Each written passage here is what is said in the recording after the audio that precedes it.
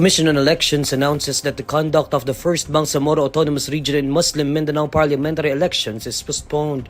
According to Comelec Chair George Garcia, President Bongbong Marcos already signed the bill seeking to postpone the BARMM parliamentary elections. The bill sought to reschedule the parliamentary elections from May 12, 2025 to October 13, 2025. Marcos earlier certified the bill postponing BARMM polls as urgent. This is the second postponement of the BARMM elections, originally scheduled for May 2022. It was first postponed to 2025 through Republic Act No. 11593, signed by then-President Rodrigo Duterte in 2021. Fresh calls were made to postpone the region's first parliamentary elections after the Supreme Court affirmed in November 2024 its earlier ruling excluding Sulu Province from BARMM. Critics argue that postponing elections deprived the Bangsamoro people of their right to choose their leaders, undermining democratic processes and accountability. Since its creation in 2019, BARMM has been governed by the Bangsamoro Transition Authority, composed of 80 presidential appointees. Newly appointed Transportation Secretary Vince Dizon is suspending the full cashless payment on expressways. The Toll Regulatory Board earlier said that all vehicles passing through expressways must be equipped with RFIDs for cashless payments starting March 15, or they would be penalized. In a palace briefing on Friday, February 21, Dizon explains the expressway system must first be perfected.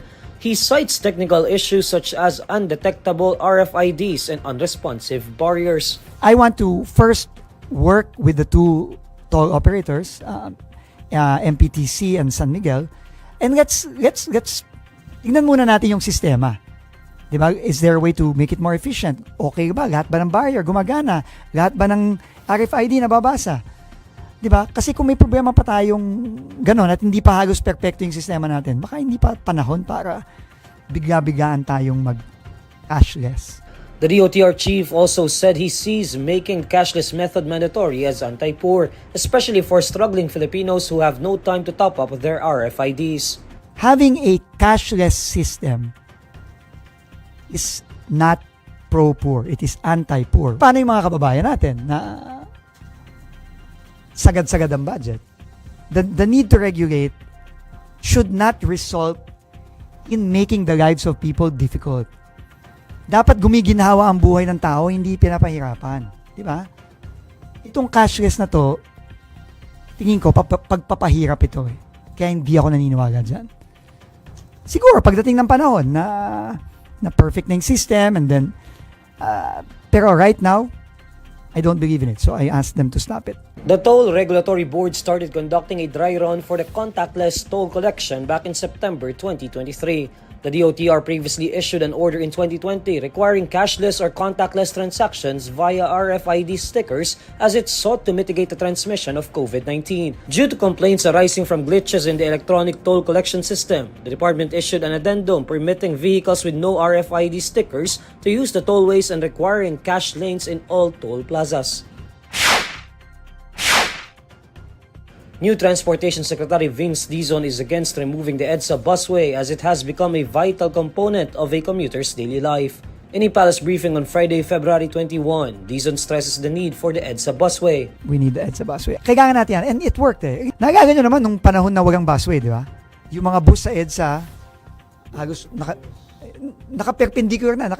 Practically, hinarang na yung buong Edsa eh. Di ba? Tapos, ang dami eh. Nawala yun eh. Di ba? And I think that is the value of the busway.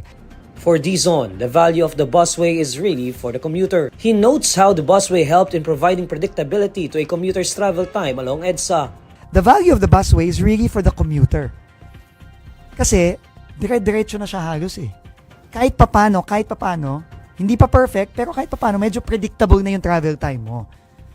Hindi ka mukha, nung unang panahon, di ba, na wala pa yung busway, hindi mo alam, it could be 30 minutes, it could be 3 hours eh. Ang dadaan mo sa EDSA, but at least with the busway, the commuting public now has some predictability. However, he points out the EDSA busway is still far from perfect. Dizon vows to work with the Metropolitan Manila Development Authority and the Department of Public Works and Highways to find solutions to make the system more efficient. He also expresses his support for the privatization of the Edsa busway. MMDA Acting Chair Don Artes earlier said the government was considering removing the busway once the capacity of the MRT3 is expanded. Former DOTr Chief Jaime Bautista had clarified that the Edsa busway will not be removed. He pointed out the department was even eyeing the busway's privatization for improvements. Doctor and vlogger Willie Ong has officially withdrawn from his Senate bid for the 2025 elections. His wife, Liza, filed his statement of withdrawal on Friday, February 21 at the Commission on Elections main office in Manila. According to Liza, her husband decided to withdraw his candidacy to complete his cancer treatment. Liza says her husband withdrew as he doesn't want the public to be shortchanged. She shares that her husband completed chemotherapy sessions and will now proceed with immunotherapy and targeted sessions. In a Facebook post on February 13, Ong announced that he would be withdrawing his candidacy to focus more on taking care of his health.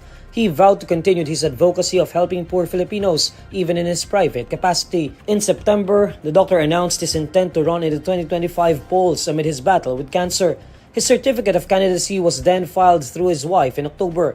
Ong is the fourth senatorial candidate who withdrew candidacy for the May polls. Comelec Chairman George Erwin Garcia previously said Ong's name will still be included in the ballots. However, Garcia noted that the votes for the doctor will be considered stray votes.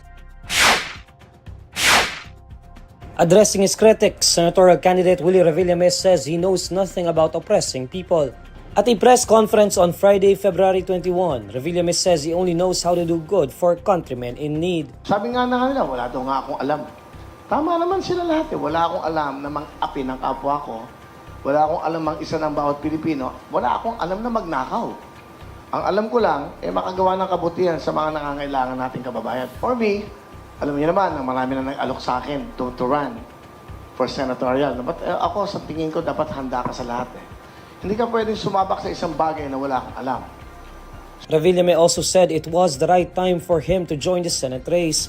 He cites his years of experience as a television host and interacting with fellow Filipinos. Ilang presidente nang dumaan, ilang senador, ilang mayor, ilang congressman. 27 years ako nakikinig sa mahihirap eh. Sabihin na, alam ko yung damdamin nila at galing din ako sa ganung buhay. Revillame is running as an independent candidate in the senatorial race in May. In October 2024, Revillame said in a television interview that he had no plans yet when asked about measures he will push for if he wins as senator. He said he will think about it when he's already in the Senate. Several social media users criticized Revillame for running as senator while not having any concrete plans or platforms.